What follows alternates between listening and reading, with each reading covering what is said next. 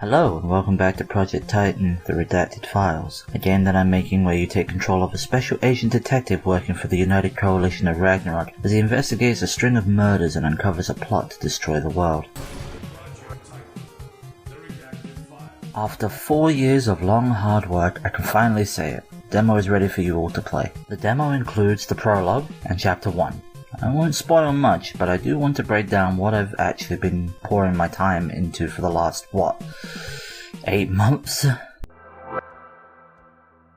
Alright, let's dive in. First up, the boss. It is finished, it's functional, and after countless rounds of testing with friends and myself, it works pretty much exactly as intended. The battle pattern was originally built around one core idea. How do I make the drones a genuine threat? A massive size would limit player movement, reinforce the importance of dodging, and the big tank shot was given extra weight to encourage, more dodging. But in practice, it was still too easy. You essentially had a giant turret slowly aiming and firing at you. Not ideal.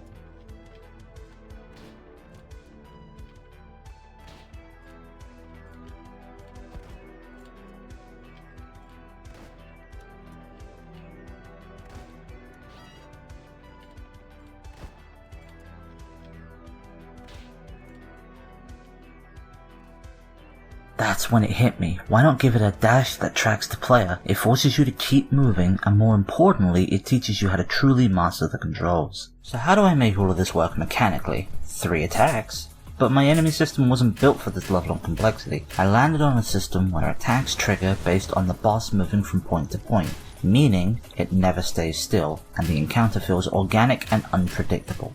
However, even after all that, it was still too easy. At least for me. I have to remind myself I'm decent at Resident Evil, so I'm not exactly the best baseline for difficulty balancing. That's when I introduce an enemy that changes up the combat flow. Up until this point, every enemy in the demo could be shot without much thought. No aiming up or down. The tanks briefly challenged that by forcing you to aim low, so I decided to create an enemy that forces you to aim up, adding much needed variety.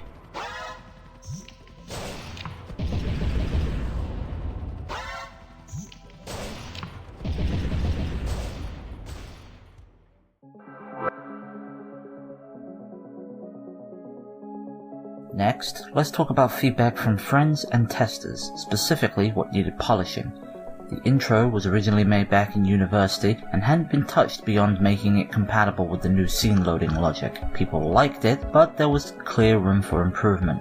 One example, the spinning magnum shot. A friend pointed out it didn't match the game's tone, so I started brainstorming and landed on something inspired by the Metal Gear Solid 1 opening. I got to work. The text boxes with geography and city names on a plain black background weren't cutting it. I needed something animated in the background. Since this game is a love letter to and a modern revival of 80s/90s anime cyberpunk, I decided the only way to make it flashy and cool was to lean hard into old school UI design.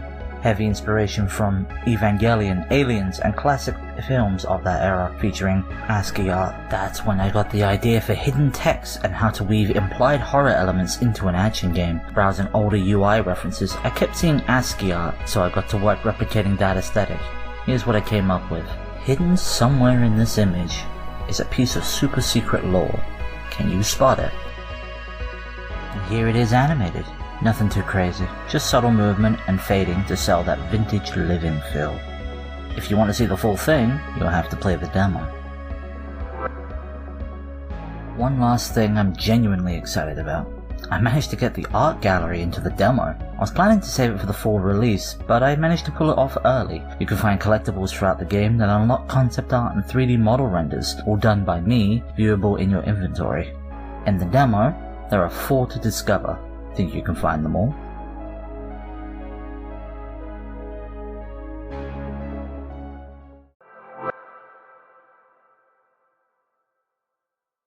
So, when does the demo drop? And what else should you know?